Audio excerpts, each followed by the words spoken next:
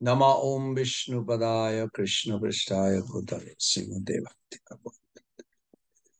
Nama Om Vishnu Nama Om Vishnu Padaya Krishna Prishthaya Bhutale Srimate Bhakti Vedanta Swami Namine Namaste Saraswate Deve Gauravani Pracharine Nirvishesha Sunnava Pasyatade Shatarine Ancha Kalpataru Vesha Kripa Sindhu Vacha Patitanam Pavanebhyo Vaishnavebhyo Namo Jai Sri Krishna Chaitanya Prabhu Nityananda Sri Adaita Gadadhara Sivasadi Gaura Bhakta Vinda Hare Krishna Krishna Krishna Hare Hare Hare Rama Rama Rama Hare Hare Jaya Radha Madhava Kunja Bihar Jaya Radha Madhava Kunja Bihar Gopijana Vallabha Girivardha Jashodanandana Braja Janaranjana Yashodanandana Braja Janaranjana Jamuna Tira Banachari Jamuna Tira Banachari Jaya Radha Madhava Kunja Bihar Hare Krishna Krishna Krishna Hare Hare Hare Rama Rama Rama Hare Hare Hare Krishna Krishna Krishna Hare Hare Hare Rama Rama Rama Hare Hare Hare Krishna Krishna Hare Hare Hare Rama Rama Hare Hare Hare Krishna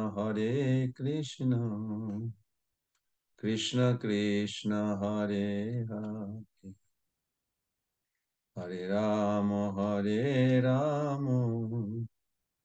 Rama Hare Hare Jaya Prabhupada Jaya Prabhupada Jaya Prabhupada Jaya Prabhupada Jaya Prabhupada Prabhupada Jaya Prabhupada Jaya Prabhupada Gurudev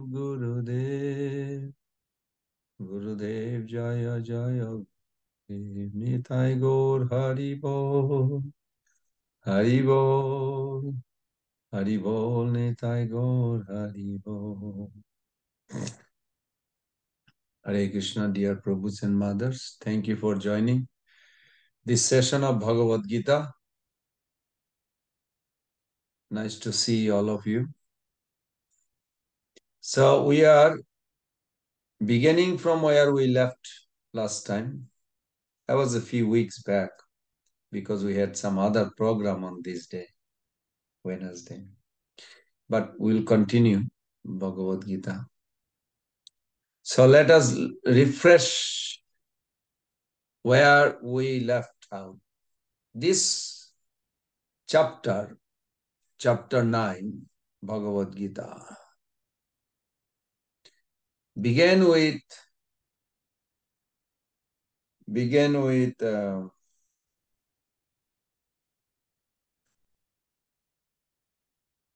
Bhagavan revealing his confidential devotees, and he's revealing also himself. In the beginning, first sloka, he says, let us also invoke the clear consciousness by invoking the Lord of the consciousness, Lord Vasudev. Om Namo Bhagavate Vasudevaya.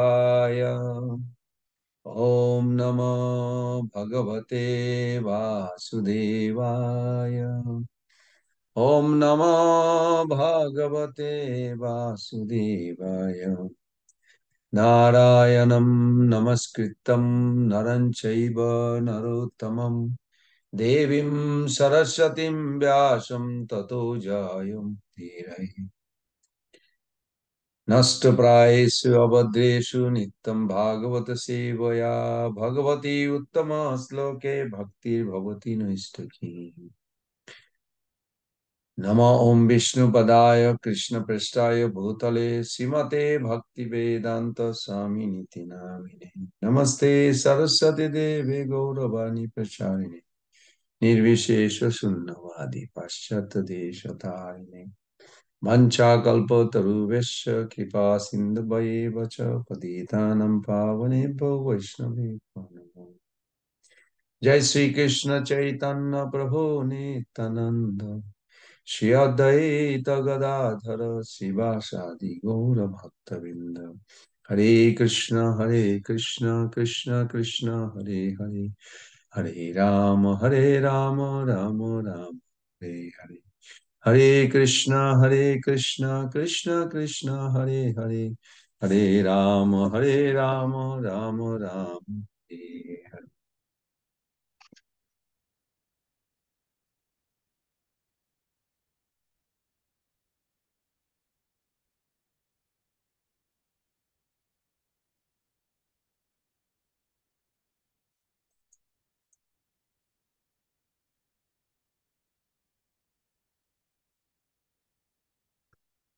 First verse in chapter 9, the chapter Srila Prabhupada entitled as the most confidential knowledge.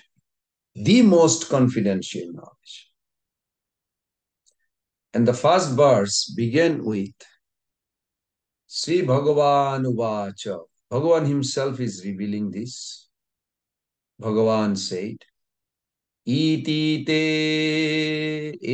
tu te guyatamam pravakshami anusuyave ghenam vijnanam sahitam jadgetta mokshase shubhat. Jadgetta, once you know this secret knowledge, what will happen? Mokshase, you will be released from this world. Ashubhat, Ashubhat means the material inauspiciousness or miserable life. So what do we have to do?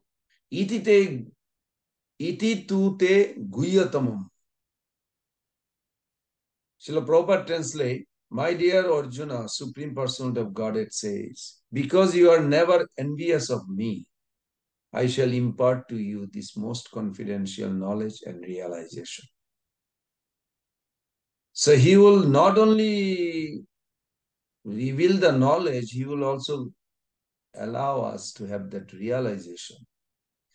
And once we realize or knowing this knowledge, we will be free from material world and go to spiritual.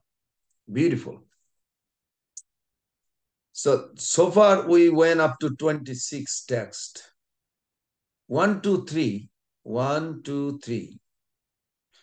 This 3 is about developing one-pointed bhakti by knowledge about Krishna. The glory, knowledge about Krishna that will lead to pure bhakti. Then the second section is 4 to 10, Krishna's inconceivable relationship with the material world. And then text 11 to 19, those who understand Krishna in various ways, 11 to 12, impersonalists mistake Krishna's body to be material. And 13, 14, those who are pure devotee. Text 15, Krishna talks about three types of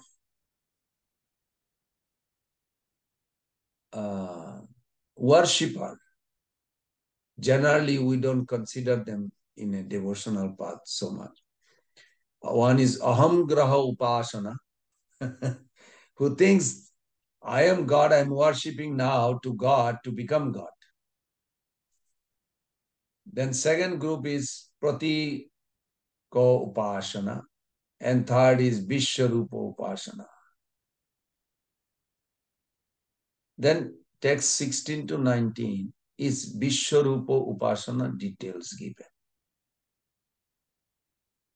Then text 20 to 28, Kevala Bhakti is far superior to demigod worshipper. So that's where we are. And we are discussing how this one-pointed devotion is so attractive. Now, this knowledge is very special. Why? Because this knowledge is secret of all knowledge and it purifies. Just by hearing and acting on it, it purifies. What does that mean, purifying? It's not like purifying water. It means it doesn't have unnecessary mineral that you want, may cause you sickness. So there is a filter. Not that kind of purification. Purification means our consciousness will be directed towards Krishna. That is purification. Because he is our eternal lover, master. Our everything to do is him. And we forgot his loving service is the root cause of all problem in the material world. That's why he said this is the most secret of knowledge, because it will purify and you will directly realize through our personal experience, righteous, and it can be performed joyfully, practicable and imperishable. Of course, I mentioned this before. Why the question is, why we have to become non-envious to hear this chapter? Because non-envious are the faithless. When you say, I have faith, or we have faith means we are not envy to God.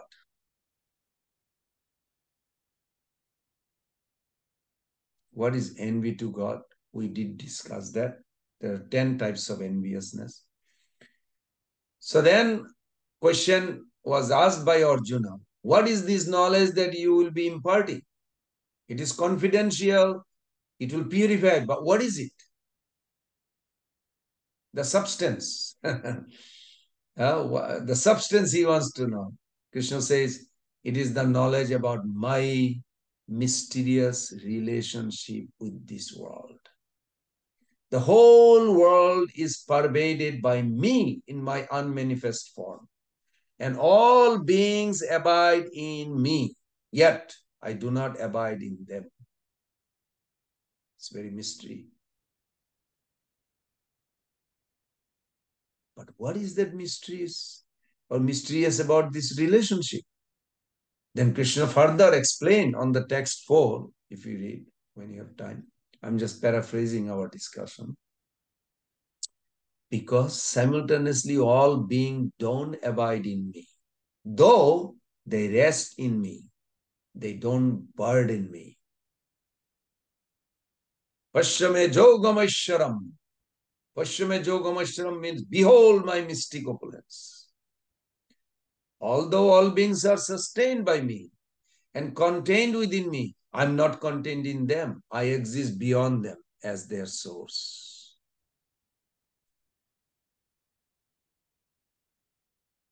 Arjuna asked the question that why it is so complex, this relationship.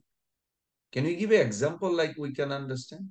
Krishna says, yes, just like a mighty wind, while going everywhere, still abides within the sky. So do all beings, while moving by their free will, abide within me. When the living entity acts according to their free will, how is that they abide within you? They are doing what they want to do. Prabhus and mothers, you can think, yeah, everybody is doing what they want to do. Krishna says, yes, they are doing what they want to do, but they are constrained within the boundaries of my time. Time I am controlling through the time. Time one is born, time one is sick, time one is old, time one is dead.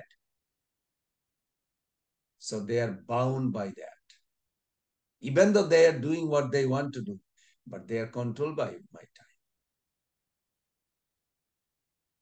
So Arjuna, curious, asked that question.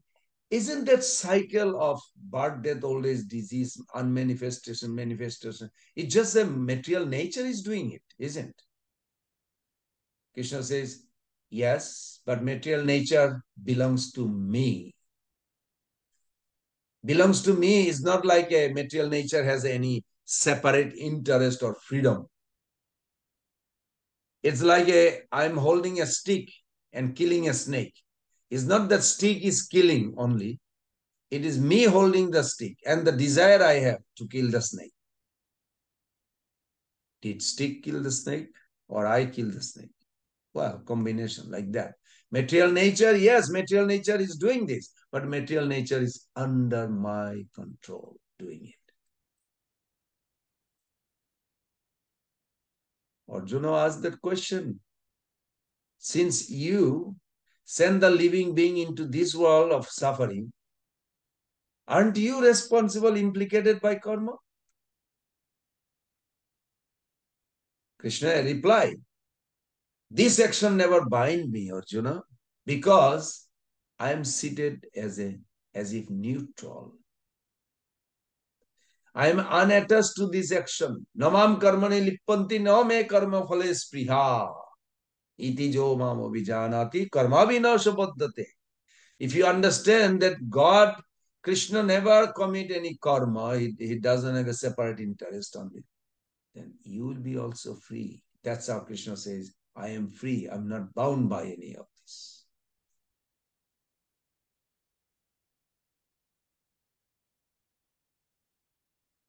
Then natural question is, if you are neutral, what is your role in the working of the material nature? Since you're doing it with the material nature, then what is your role? Since material nature is doing under your guidance. Krishna says, Gatir Bharta Prabhu Shakshiniva Sharanam Surit Prabhava Pralaya Sthanam Nidhanam Bijam Abhayam. Beautiful verse. Yes, I am its overseer. Under my supervision, material nature gives rise to all being, moving and non-moving, within its rules. The universe revolves. Living being functions within the boundaries of material nature and are held accountable by its laws, such as law of karma.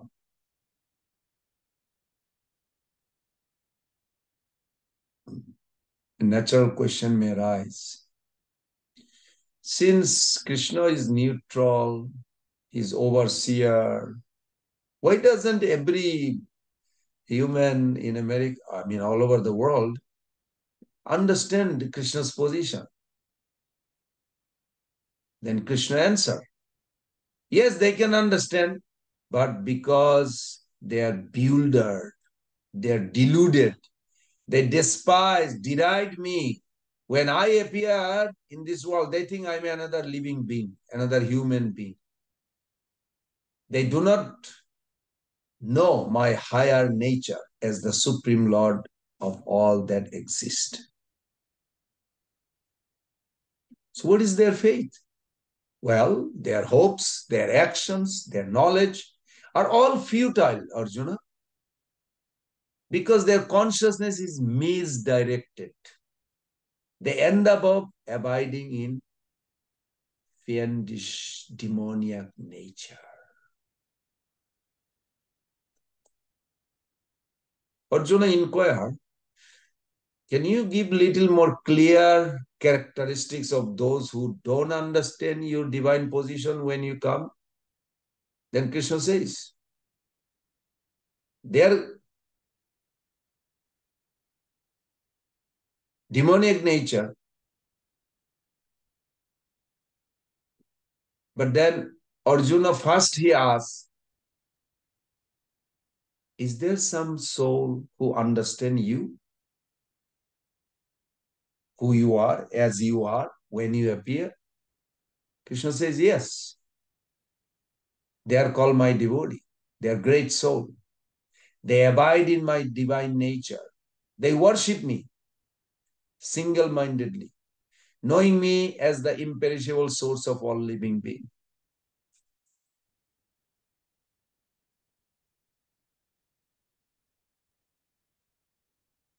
Okay, this is their internal nature. Do they have an external nature of those devotees? Yes, they glorify me constantly, endeavoring with firm vows. They honor me with devotion, staying ever steadfast in worshipping me.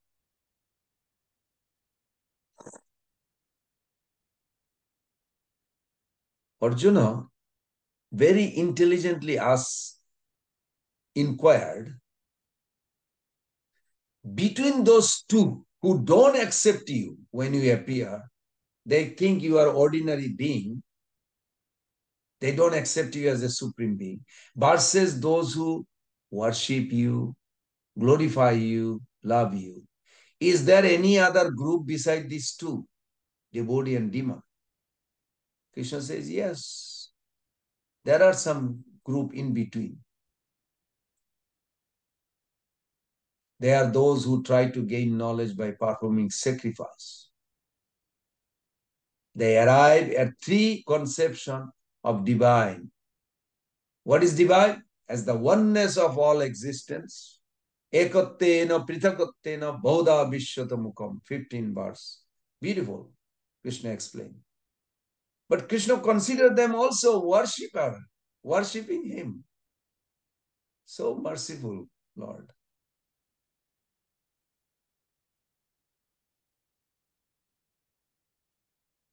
Arjuna asks, what is the lacking if sacrifice lead to the conception of divine as oneness?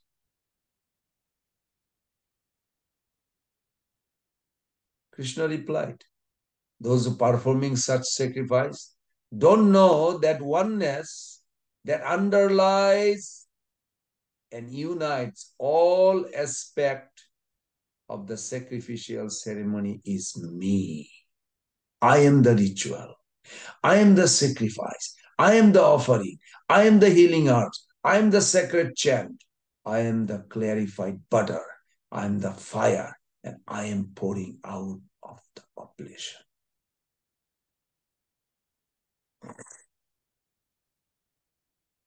Arjuna further inquire. This is the conversation required for us to hear so that we can turn towards Krishna and surrender completely as Arjuna did. So Arjuna kept on asking, he wants to remove all the doubt he has.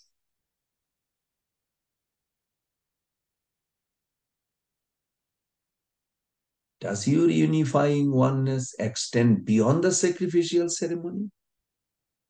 Krishna answered, it extends to the entirety of existence. I am the father of the universe. the mother, the maintainer, the grandfather. I'm both the object of knowledge and the means to knowledge, which includes any purifying agent.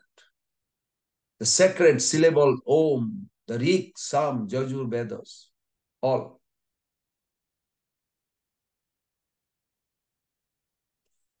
Then how are you the oneness that unifies existence?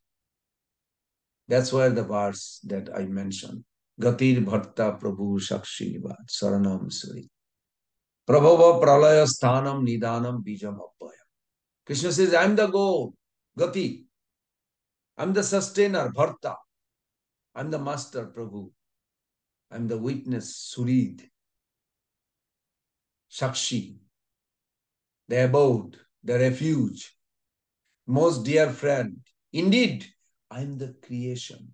Prabhava Pralaya Sthanam. And I am the annihilation, the foundation, the treasure house, and the imperishable seed. Arjuna immediately inquired that how do you sustain existence then? Krishna says, I give heat, I withhold, send forth the rain. It's not Indra giving the rain, it is Krishna through Indra giving the rain. I am the ultimate cause of death and immortality as well. I am the ultimate cause of enduring spirit and ephemeral matter, Arjuna. So what is the lacking of those who perform sacrifice, end up conceiving the divine as a multiplicity of deities? What is the lacking? Krishna answered, they don't know that it is me whom they are worshipping when they are appeasing various deities. Actually, anybody worshipping any god in the world, it is all actually they're worshipping Krishna. And guess what? It is Krishna who arranged that facility. So those are intelligent, they will say, why do I have to, if I want to worship Ganeshji or Jesus or somebody, it is Krishna in the heart of Ganeshji or Jesus will communicate correspondence with the worshipper. And in the heart of the worshipper will say, okay, you worship him. And he kind of like a matchmaker, bring the worshipper and worship together. Those who knows this secret, they say, we don't need to go anywhere. We just want to worship the origin supreme who is behind everything. Of course, Arjuna asked, what is the wrong with such attainment? Krishna says, well, when they go to heaven, they go to any other places, but my place, it is temporary, Arjuna. And after they enjoy for a while in heaven, they will fall back to earth once their prayers credit are exhausted. Those who follow three Vedas, desire to fulfill their worldly desire, stay in the state of going and coming. And this is how the jivas are going, coming, this body, that body, this body, that body, goes on.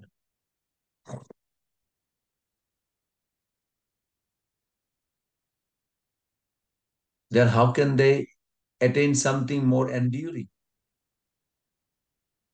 Krishna replied very lovingly, Arjuna, by worshipping me. For those who keep their thoughts on me without deviating, those who serve me without wavering, I become the provider of what they don't have and the protector of what they have. I think last week or week before we discussed it. Anannaschintayanto mam je jana parjupasate tesam nitta vijuktanam jogoshkema bahamyaham. Prabhus and mothers, when we surrender, what we need, Krishna will supply. What we have, Krishna will protect. So nice. Surrender is required from our side.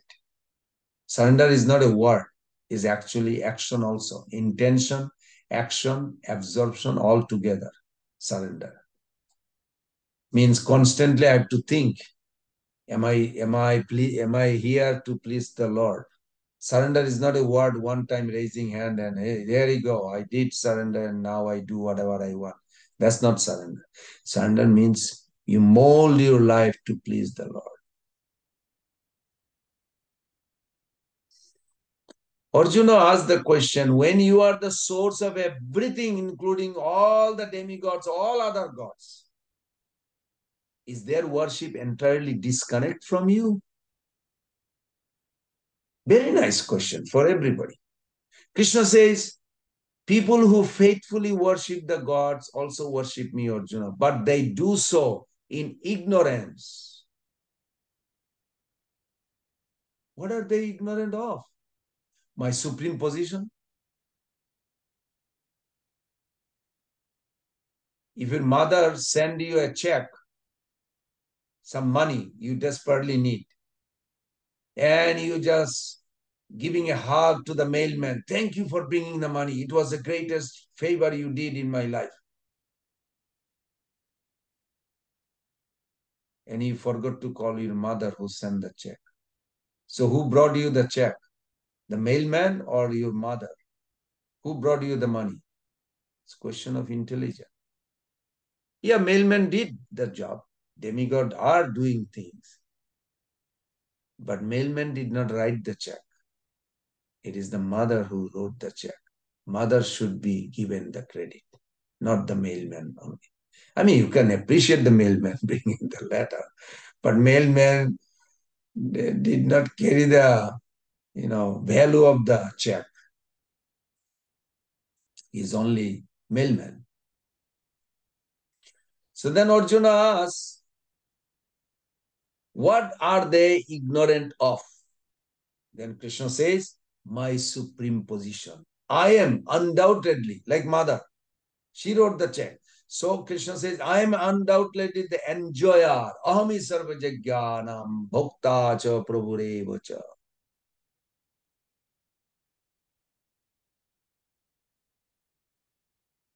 I am undoubtedly the enjoyer and master of all sacrifice. And if you don't know, anybody don't recognize me in truth, they will stay in this world. They will fall down. That's scary. Arjuna asked the question, when the worshipper of God attains heaven, why are they considered fallen? Why you consider me is useless? Because worshipping of any being other than me takes the worshipper to only a temporary destination.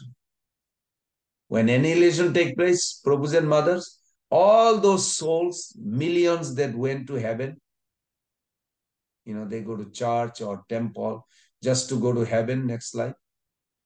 The heaven will be finished, demigod will be finished, their position also will be finished, they'll fall down again in an aquatic life, in a water, devastation of water.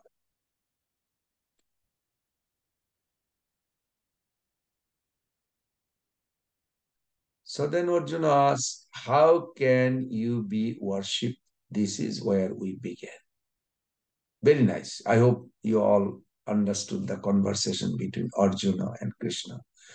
Why these verse 26 are spoken. So let us begin with the 26. Anybody would like to read? If you have Bhagavad Gita, you can. 9th chapter, text 26. Anyone? Volunteer?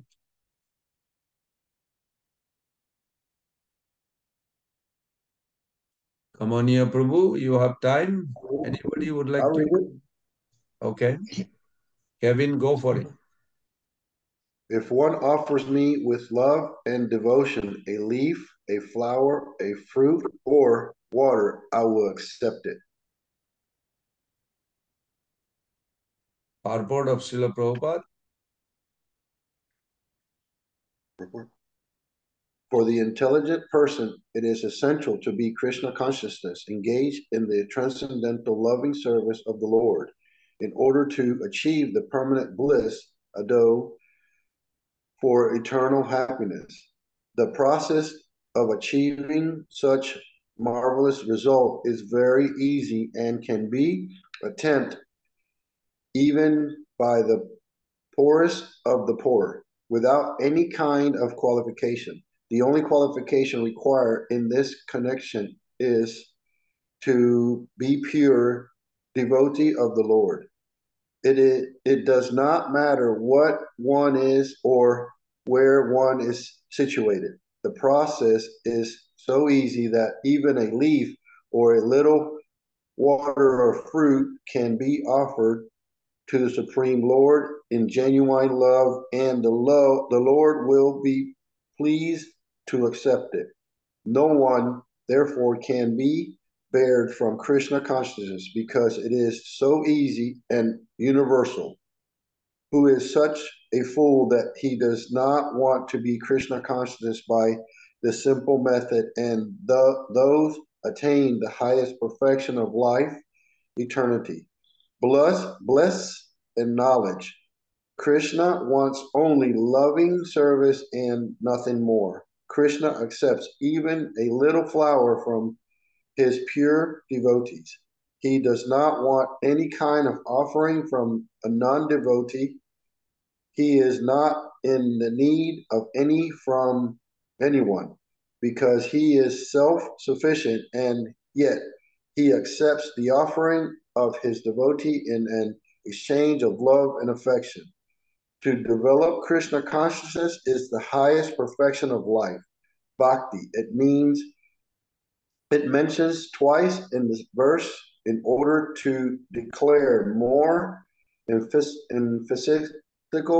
that bhakti or Emphatically. devotional service is the only means of approaching Krishna. No other condition, such as become a Brahma, a learned scholar, a very rich man, or a great philosopher, can induce Krishna to accept some offering.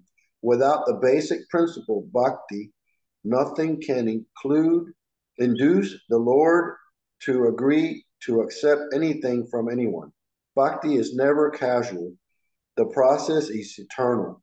It is direct action in service to absolute whole. Hare, here, Lord Krishna, having established that he is the only enjoyer, the prevail Lord, prevail Lord, and the real object of sacrificial offering reveals what types of sacrifice he desires to be offered. If one wishes to engage in devotional service, the Supreme, in the order to be purified and to reach the goal of life, transcendental love, loving service of God, then one should find out what the Lord desires of him. One who loves Krishna will give him whatever he wants and avoids offering anything which is undesirable or unasked. Though meat, fish, and eggs should not be offered to Krishna, if he desires such things as offering, he would have said so. Instead, he clearly requests that a leaf, fruit, flower, and water be given to him, and he says of this offering, I will accept it. Therefore, we should understand that he will not accept meat, fish, and egg. Vegetable, greens, and fruits, milks, and water are the proper food for a human being and are prescribed by the Lord Krishna himself. Whatever else we eat cannot be offered to him since he will not accept it, though we cannot be acting on the level of loving devotional if we offer such food. In this third chapter, verse 13, Sri Krishna explains that only the remaining of sacrifice are purified and fit for the consumption for those who are seeking advancement in life and release from the clutches of the material engagement in entanglement. Those who do not make an offering of their food, he says in the same verse, are eating only sin.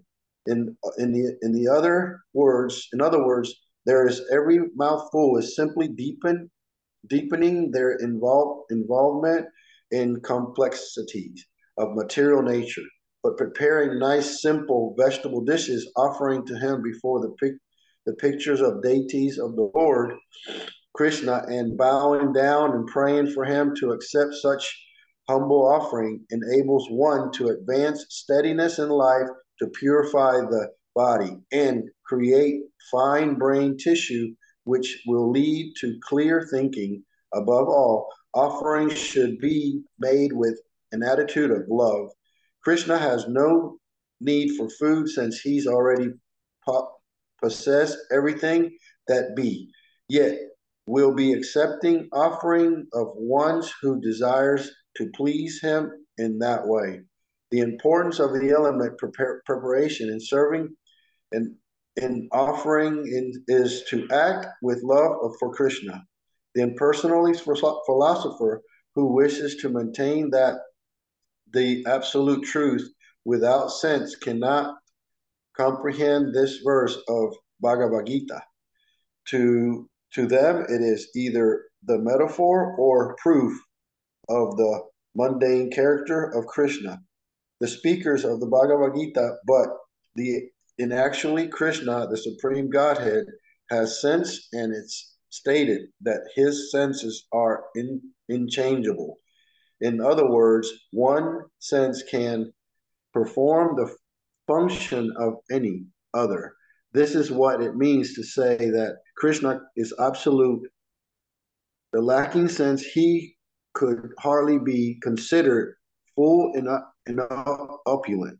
In the 7th chapter of Krishna has explained that the impregnated the living entity into the material nature. This is done by his looking up material nature.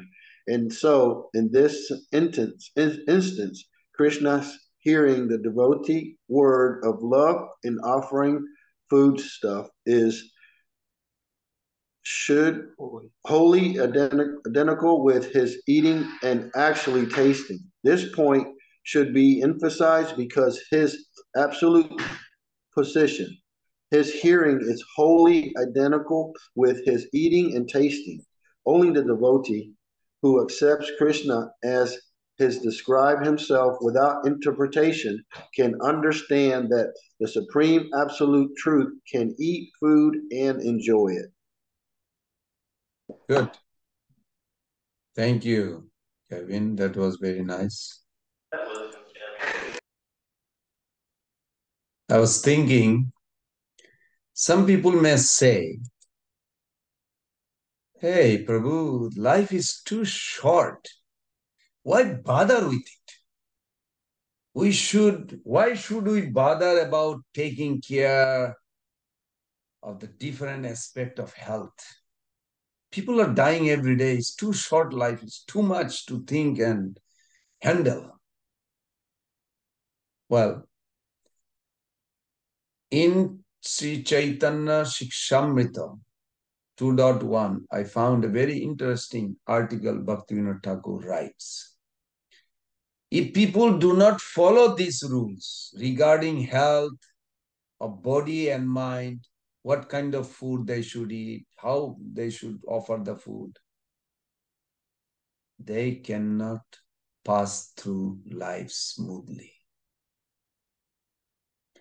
One will not be able to take the mind from material thoughts and direct it to thoughts of God. As a result, sinful thoughts and an atheistic attitude will dominate our mind, Prabhus and mothers. Try to understand. This is very scientific. A person will become no better than a beast Animal, lion eats meat, human eats meat. There will not be any difference. Therefore, these bodily and mental rules are very necessary for success in human life. In other words, if you don't take care of the needs of your body and mind in a way that is favorable for spiritual development, you will not come very far.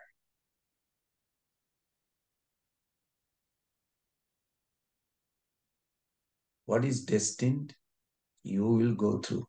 You cannot beat the system God made. I have evidence. I was reading some time back, one friend of mine was showing that in Egypt, the Pharaoh, the ruler of the Egyptian culture that those days, he thought, we are the best now. Let's figure it out how we can enjoy more than animal, more than nothing about God. So what they did, they they came up with the herbs where they can eat double their meal. Their bodily enjoyment also they can increase. So what did they do? They eat and they eat some herbs after that, and then they go outside and throw up. After throwing up, their stomach is now settled down, and after half an hour, they eat another meal, big meal. So they try to beat the system. What God made this body perfectly, the mind, we think that we can actually beat the system. And they did. So they did for 1 decade, not too long, just 10 years, then 20 years. Average Egyptian man was living for 70 to 90 years old. After they tried to beat the system of enjoyment through the body, sex, food, all these things, they tried. It's not something new modern science is doing. Modern science also like focusing on how to increase your enjoyment, this, that. So many things popping every day, new item. Egyptian did. So average man was living for 70 to 90 years. And guess what? All of a sudden, the Pharaoh, all his people that they were enjoying double every day or triple, they would eat, throw up. They do sex or this, whatever the enjoyment, they came up with the herbs and all kinds of way to increase it. They all started dying when they're 40, and by 50, all of them dead. Instead of going to 70 to 90, they're dead in 40 to 50. Then they stopped. So we don't want to die like that. We want to stay longer life. So they gave up the process of eating twice lunch, twice dinner, like that.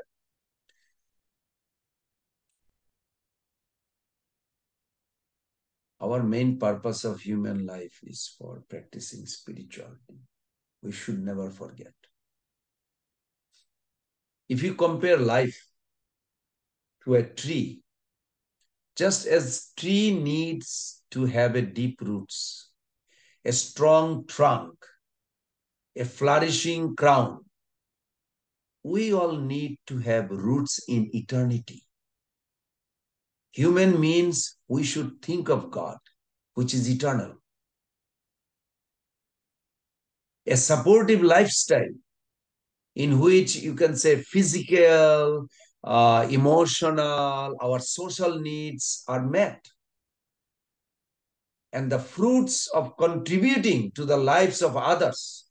And this is exactly what ISKCON does. This is what Prabhupada said it down. Make our life perfect and share with others. It will benefit others. We go Harinam. We go every week Harinam. We went actually double, triple last few weeks because of the Gator game. for others' benefit and for our benefit also. But for our benefit, we can do in our own room or temple. We go outside for our benefit, but majority for others' benefit. The unique feature of the tree of life concept is that by applying the principle of sattva to all these areas of life, it is uplifted unto the spiritual plane. In contrast to ordinary self-improvement, you know, Sat, the word, we are Satchidananda. Sat means eternal. And Tva means truth. Sattva. When he says Sattva, Raja, Tama, Satta, Sat means eternal, Tva means truth. So Satta is the force of nature which is open for spiritual truths.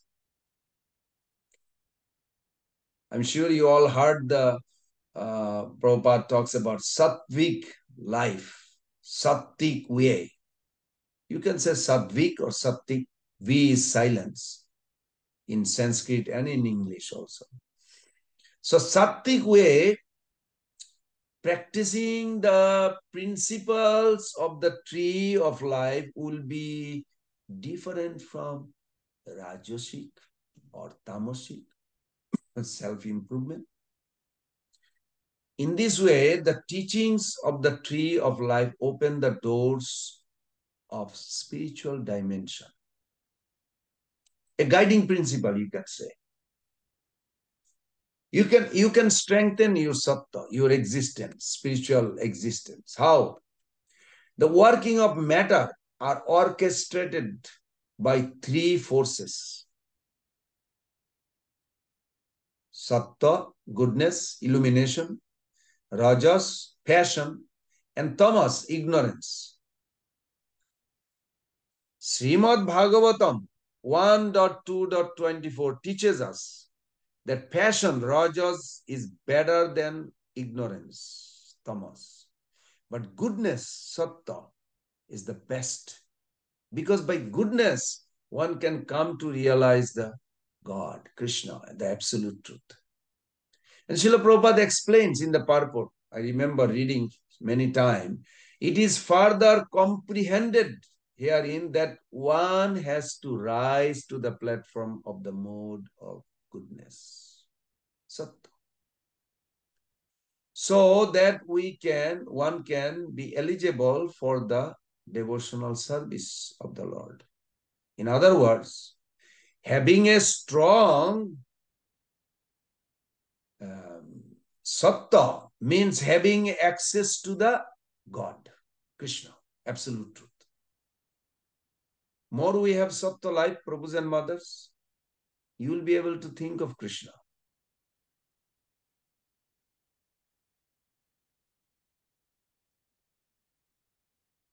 Now, it is not going to happen automatically.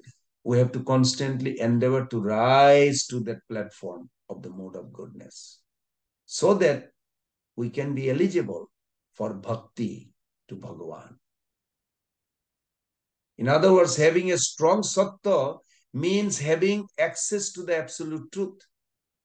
Strong sattva is a state in which we maintain balance in the four areas in our life.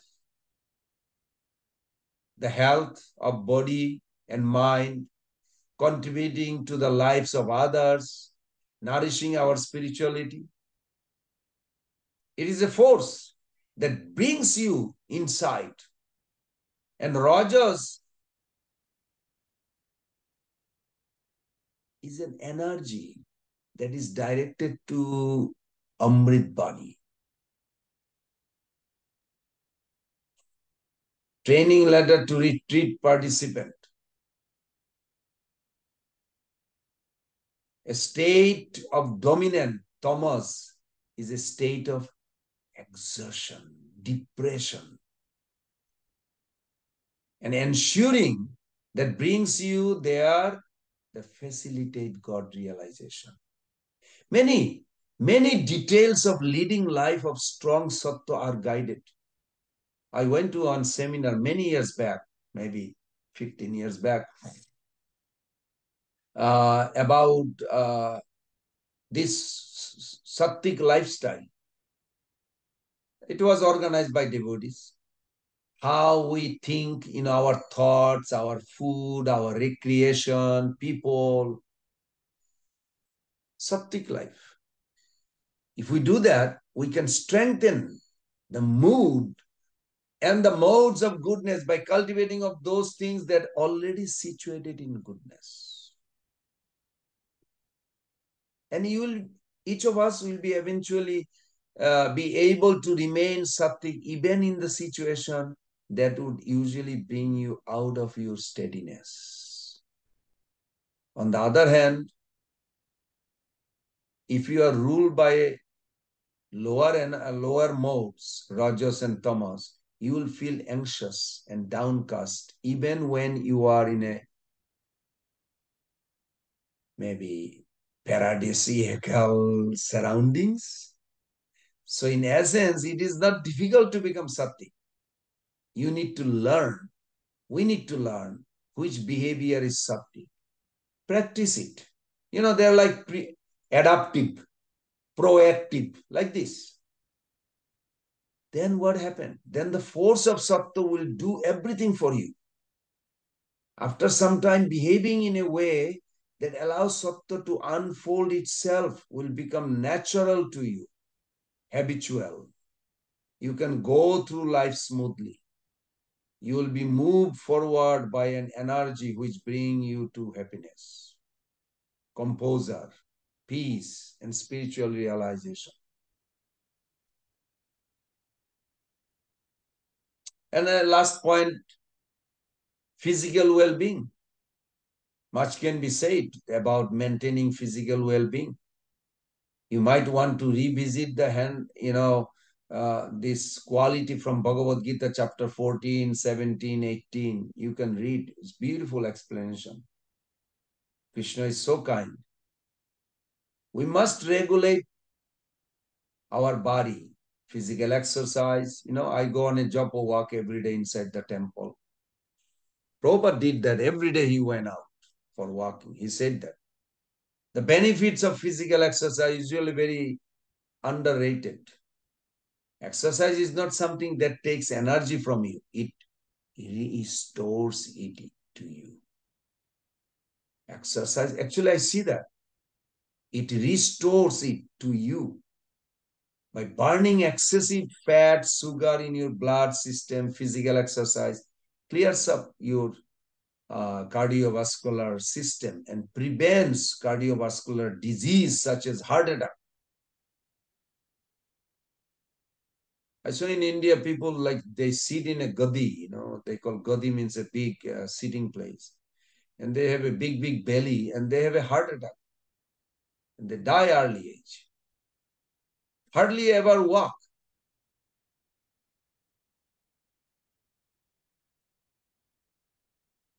Now you may say, well, the yogi meditating, they don't walk. Yeah, but they sit in a posture.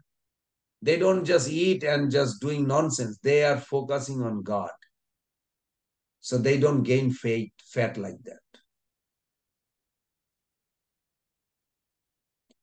Physical exercise has a strong booster for willpower. Like proper sleep. Prabhupada said, you have to have a proper sleep every day to have a intelligent work for you. Life should be balanced. In our ashram where I am, we have a balanced life.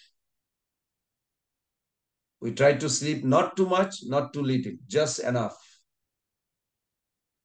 Of course, whole day you also have to spend spiritually, related service, discussion, so you can focus in that way. It's already 6 o'clock. Well, let's see. This verse is very beautiful. I would like to talk more about this verse maybe next week because In this verse, you can think of Krishna rejected Duryodhana's invitation for food at his home. But he went to Vidura's house, who was a poor beggar, you can say. So Krishna also established how he deals with the food.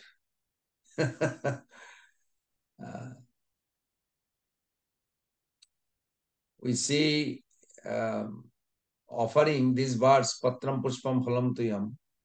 Prabhupada mentioned, Bhakta Kevin read, Prabhupada mentioned in the purport that two times one word used. Anybody caught that? The word is bhakti. Bhakti is mentioned twice, Prabhupada writes in the purport. Twice. Why? Prabhupada writes, in order to declare more emphatically that bhakti, devotional service, is the only means to approach Krishna. I like that. That's beautiful. Okay, we can do that. Next week we'll discuss a little more. And because we have another class in the ashram. So any takeaway? Otherwise, we will see you all next Wednesday. Hare Krishna, Prabhus and mothers. Hare Krishna, Krishna Krishna, Hare Hare, Hare Ram, Ram Ram. Hare Hare. Panchakalpataruvesya कृपा Sindhu match पतितानां पावनेभ्यो वैष्णवेभ्यो नमो नमः। नमो श्रील प्रभुपाद